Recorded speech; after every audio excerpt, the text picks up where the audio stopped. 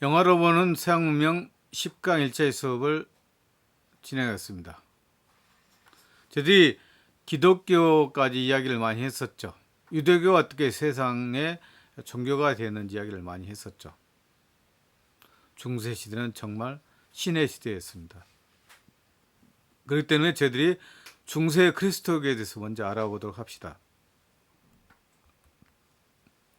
서양의 중세는 그리스도교가 지배한 시대였습니다. 게르만 민족이 그리스도교라는 하나의 문화를 공유하면서 화합을 구하기 시작했습니다. 게르만 민족의 대이동이 정말 로마를 멸망시켰죠. 그러면서 바로 중세가 시작되었다 보시면 되겠죠. 교회 학교는 그리스도교의 가르침을 전해서 성직자를 될 사람이나 일반 사람을 가르쳤습니다. 그래서 교회는 어쨌든 모든 사람을 교육하는 단체가 됐었죠. 모든 문화는 교회를 중심으로 이룩됐다고 생각하시면 되겠습니다. 이제 교회가 점차 어떤 왕국 못지않게 큰 힘을 가지게 되었습니다. 교황과 각지의 교회 지도자들은 로마 제국처럼 유럽 전체를 군사적으로 통일할 수 있는 그리스도교 나라가 나타나기를 바랐습니다. 이제는 세속적으로도 나라를 통치할 수 있는 그런 권한을 교황들이 가지고 싶어 했습니다. 그래서 중세시대는 끝없이 교황권과 세속 황제와의 싸움이 계속해서 진행됐다고 보시면 되겠죠. 죄송합니다. 프랑스 왕국에서 사르말료 742년부터 814년에 왕이 올라 서유럽 지역을 차근차근 정복해 나갔습니다. 사르마니의 정복 활동을 통해 프랑크 왕국은 블란스 왕국이라 생각하시면 되겠죠. 옛 로마 제국의 영토를 대부분 차지하게 되었습니다. 사르마니는 군대를 앞세워 넓은 영토를 세우고 싶어 했습니다. 그는 군대가 없었던 교황과 사람들을 하나로 묶어낼 정치적 원리인 그리스도가 필요해서 교회와 손을 잡았습니다. 이것이 서서히 교회도 세속적 힘을 가지게 되는 계기가 될 수 있었다 보시면 되겠죠. 세속과 교회가 함께 이렇게 힘을 합치게 되었다 생각하시면 되겠죠.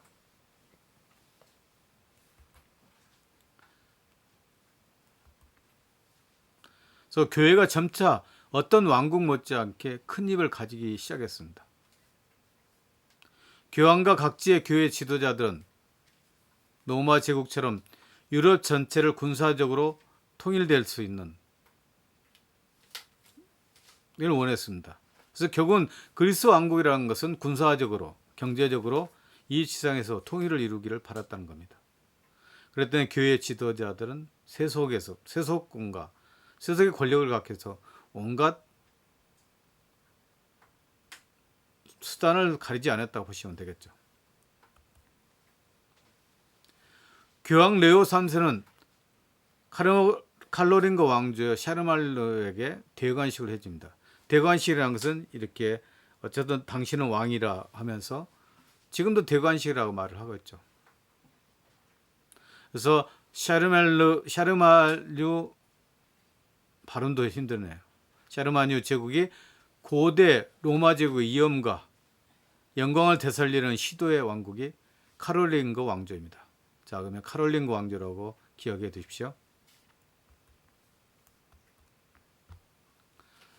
그리스도가 사람들의 정치적 지주로 자리를 잡았고 넓은 영토를 정복한 세속 군주와 힘을 합치면서 새로운 중세 문명의 기반이 닦입니다.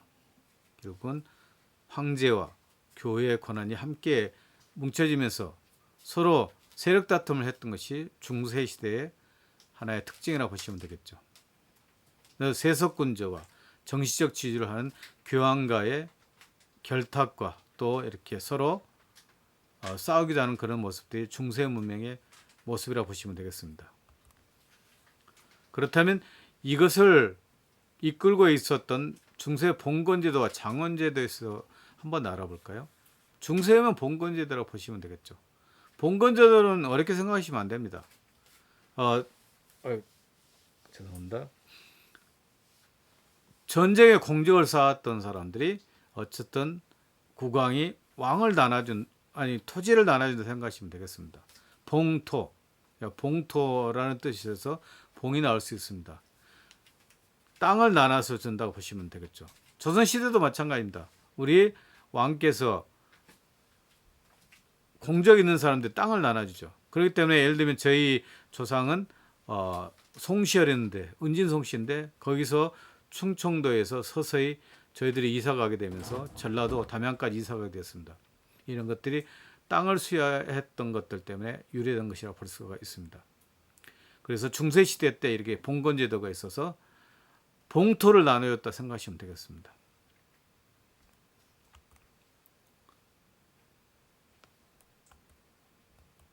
그래서 봉건제도는 중세 유럽에서 봉토 수수를 매개로 충성을 맹세한 왕과 영주와의 쌍무적 계약 관계죠. 왕은 내가 너희들에게 토지를 줄 테니까 전쟁이 일어나거나 아니면 여러분들이 군사적으로 행동이 필요할 때는 언제든지 영주가 와서 도와주기로 한 그런 쌍무적 계약 관계가 있었습니다. 보면 봉건제도에 이렇게 우리가 봉건제도의 계획을 한번 볼까요? 왕이 있었고 제후가 있었고 기사가 있었고 농노 농민이 있었습니다. 어쨌든 위계의 질서가 있는 사회였죠. 그래서 왕과 기사는 이렇게 주종 관계였고 기사와 농민 그런 것들은 지배 예속 관계였습니다. 그래서 왕과 어쨌든 이렇게 영주와의 주종 관계, 쌍무 계약 관계였죠.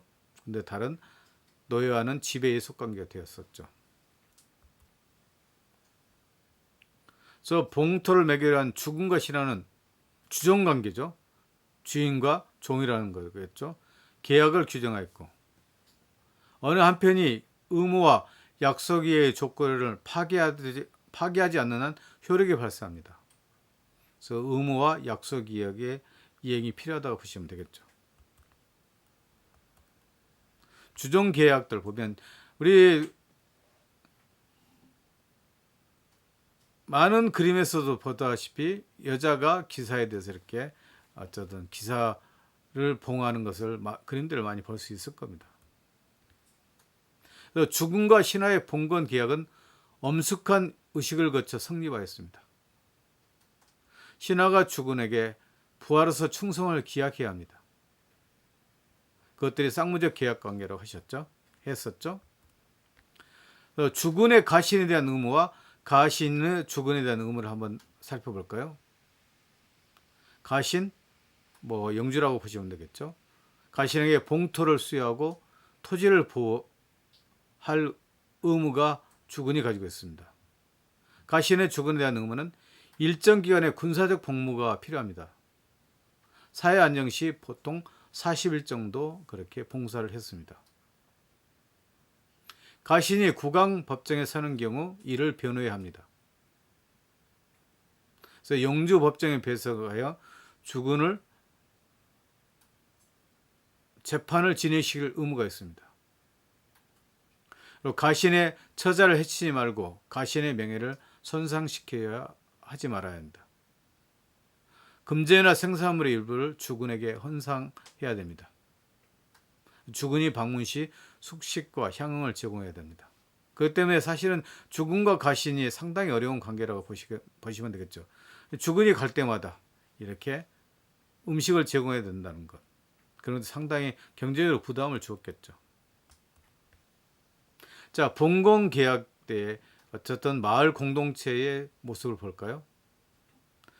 장원은 하나의 마을 또는 여러 개의 마을로 이루어졌으며 봉건사에서 경제생활의 기본 단위였습니다. 장원이 경제 생활의 기본 단위로 장원 안에 모든 것이 다 있었습니다. 한 마을로서 거기에 성당도 있었고 가게도 있었고 또 공부하는 학교도 있었고 또 음식물을 만드는 곳도 있었고 그래서 모든 것이 자급자족 될 수 있는 것들이 장원이라고 보시면 되겠죠. 봉건 제도가 지배층 상호 간의 주종관계에 기초한 상부 구조라면 장원제도는 지배층 각자가 가지고 있는 토지 내에서 영주와 농노로 이루어진 봉건사의 하부 구조인 경제 조직입니다. 그래서 상부 구조에는 이렇게 주종관계가 있고 하부 조직은 영주와 농노죠. 봉건사의 하부 구조인 경제 조직이 있습니다. 귀족들은 주종관계를 맺으면서 봉투를 받은 땅을 직접 경작하지는 않았습니다. 그들의 임무는 전투에 나가 싸우거나 싸움을 더욱 잘할 수 있도록 무예를 익혔습니다. 장원제도 보면 황무지가 있고 춘경지, 봄에 경작하는 것도 있고 휴경지, 쓰지 않고 오랫동안 묵혀두는 것도 있고 추경지 있습니다. 가을에 이렇게 농사를 짓는 것도 있습니다. 또 보면 영주관이 있습니다. 그 다음에 연못도 있고 곡물 창고도 있고 대장간도 있고 성당도 있었고 그러면서 그 안에 성당을 목회를 활동했던 사제관이 있었고요. 또 촌락이 있었고 또 공동 목득 방목지가 있었고 목척지, 목초지, 소택지 이 모든 것들이 다 있었죠. 자급자족할 수 있는 하나의 형태가 장원제도라고 생각하시면 됩니다. 귀족들은 소유한 땅을 다른 사람에게 경작하도록 했습니다. 귀족들은 대신 자기들은 무예를 닫고 그런 것도 했다고 보시면 되겠죠. 이들은 보호받는 대신 농사를 지어 그 생산을 바치는 사람들 농노라고 했습니다. 농노들은 이렇게 땅을 받아서 경작을 하고 그 경작했던 것을 다 바치고 그런 거겠죠. 장원에는 장원을 경영하는 장원청이 있고 여기에는 장원 영주가 살고 있었습니다. 농민의 집들은 큰 길가에 모여 있었고 교회와 창고, 재분서 등 각종 시설이 장원청을 중심으로 위치했습니다. 그 주변에는 가장 좋은 영주의 직영지와 농민의 보유지 등의 경작지와 공동 목장, 삼림지가 둘러싸여 있었습니다. 이것들이 장원지대겠죠. 장원의 농민은 자연농과 농노로 구성되어 있습니다. 자유민은 그가 소유한 토지를 자영하였고 영주에 대하여 재판, 군역, 납세 의무만을 졌습니다. 농노는 토지에 예속된 농민으로 영주의 승낙 없이는 소속 장원을 떠날 수가 없었습니다. 토지 보유 및 경작의 대가를 지불해야 했습니다. 농노는 혼인의 자유도 제한되었습니다. 그래서 지금 보면 중세시대도 얼마나 계급사회였는지 알 수 있겠죠. 자, 그렇다면 기사에 대해서 한번 알아볼까요? 중세 유럽의 왕과 귀족들은 모두 전사들로 전투들은 말을 타고 싸우는 전사가 이끄는 방식이어서 이들을 기사라고 불렀습니다. 기사들은 갑옷을 입고 값비싼 무기를 들고 말을 타고 싸웠습니다. 여러분들이 아마 중세시대 때 보면 기사들이 싸우는 걸 말을 타고 싸우는 장면들을 많이 봤을 겁니다. 기사라는 말은 용감하고 여자를 존중하는 멋진 남자라는 뜻입니다. 힘이 약한 여자들을 위해 봉사하거나 여자들의 예의를 잘 갖춘 행동을 기사라고 했습니다. 멋진 신사라고 보시면 되겠죠. 시간이 흐르면서 기사도는 지배계급의 문화로 자리 잡습니다. 안정된 사회에서 전쟁을 벌일 일이 없어지자 기사들 사이에는 마상 시합이 일종의 스포츠로 자리 잡았습니다. 우리가 로마 시대 때 검투사의 싸움처럼 중세 시대 때는 기사의 어떤 싸움들이 백성들을 즐겁게 했다고 보시면 되겠죠. 또 축제를 열어 말을 타고 창을 던지거나 철퇴로 공격하는 등 시합을 벌였습니다. 이때 출전하는 기사들은 귀부인 중 한 사람을 연인으로 정하고 시합에 나가 싸우는 것이 그녀를 위한 일이라고 믿었습니다. 자, 그렇다면 이제는 중세 카톨릭 교회가 어떤 권한을 가졌는지 한번 알아보도록 할까요? 중세는 신중심의 사회였던 것을 누구나 다 알고 있죠. 그래서 신의 이름으로 모든 것이 가능하게 됐죠. 그래서 우리는 인간이 죄를 지었기 때문에 바로 새로 태어난다는 것이 교회를 통해서 가능합니다. 성서 9절에 예수를 믿게 되면 너희들은 구원을 받게 될 것이다. 그 말은 바로 예수를 믿음으로써 새로운 생명이 시작되고 영원한 생명으로 시작된다는 것을 이야기를 하고 있습니다. 그래서 중세 가톨릭 교회의 권한은 아주 막중했다 보시면 되겠죠. 교회에서도 지금도 마찬가지입니다. 칠품 성사라고 해서 7가지 성사를 받게 됩니다. 자, 그래서 하나씩 알아볼까요? 유럽은 국민국가의 개념이 구체화되기 전에 하나의 국가, 즉 하나로서의 기독교 왕국의 개념이 지배되었습니다. 이러한 개념 형성 중에 중세 카톨릭 교회가 가지고 있는 고유한 권한이 있었습니다.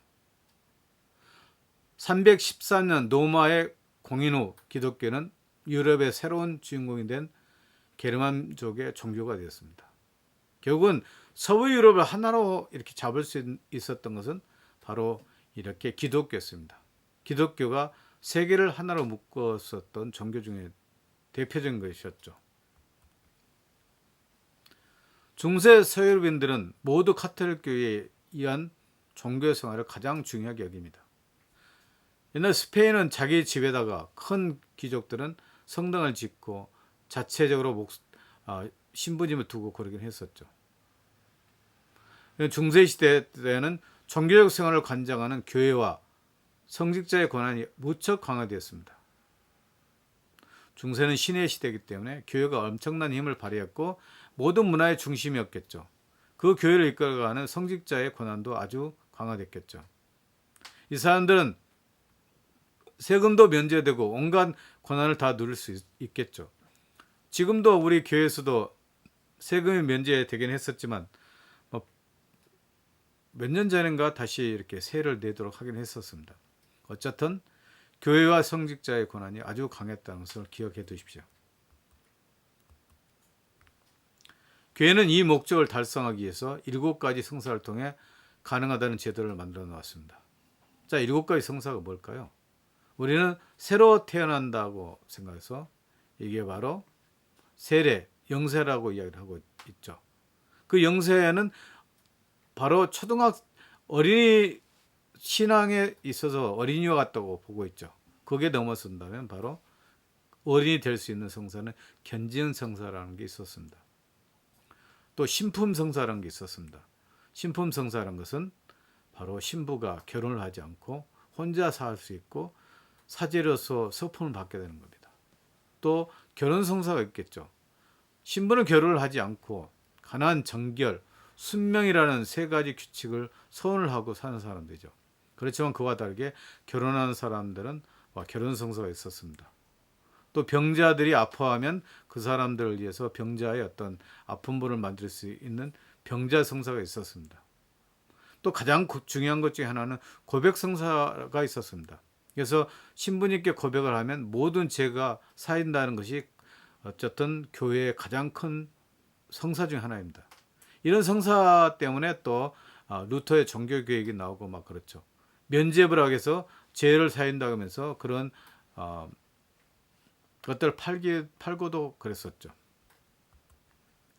중세 카톨릭교회는 다양한 제도를 통해서 그 권한을 강화해 나갔습니다.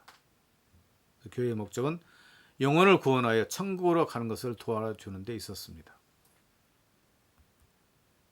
아까 이야기했었죠. 영세, 원죄로부터 정화되는 성사입니다. 견지는 성숙한 신앙인입니다. 하나 빠뜨린다 아까 성체 성사가 가장 중요한 꽃이죠. 지금도 성체 성사가 이루어지고 있죠. 그래서 미사 때 제사를 지내면서 빵과 포도주가 그리스도의 몸과 피로 바뀌는 것입니다. 자, 이것은 너희를 위하여 줄 몸이다. 이해를 행함으로써 나를 기념하라. 나를 기념하는 것이 바로 예수 그리스도의 십자가상의 죽음을 기념하면서 그것에 몸과 피를 먹게 되면서 우리가 영원히 살 수 있다는 생명의 양식이 바로 성죄성사입니다. 또 고해성사는 영세후 저지른 죄를 용서받는 성사입니다. 병자성사는 임종에 있는 신도에게 죽음을 준비 죄를 씻어줍니다. 신품성사는 사제가 되는 의식으로 성죄성사를 할 수 있는 권한이 주어집니다. 혼인성사는 혼인을 하는 성사입니다. 자, 중세 가톨릭은 신앙생활에 미치는 세 가지가 있습니다. 첫째는 파문입니다. 교회의 권리나 성직자의 명령을 어기는 사람은 교회 활동 금지 명령을 내렸습니다. 금령은 봉건 제후가 로마 가톨릭 교리와 교황과 성직자의 명령을 어길 경우 그 영지 전역에 걸쳐 금령을 내렸습니다. 또 종교 재판소가 있었습니다. 가톨릭 교회가 재판소를 운영하여 이단으로 혐의를 받는 사람을 신문했습니다. 지금 법원제도나 똑같겠죠. 종교 재판에 해부된 잔다르크는 마녀 이단으로서 의심을 받고 심한 고문을 당하고 화형에 처해졌습니다. 그렇습니다. 교회는 엄청난 권한을 가지고 백성들을 가르치고 또한 이끌었습니다. 그래서 여러분들이 오늘은 이렇게 간다의 중세에 대해서 하고 더 자세한 것들은 한 번쯤 더 복습을 하든지 하고 나서 십자가 운동을 하도록 하겠습니다. 오늘은 짧게 이 정도로 마치겠습니다. 고맙습니다.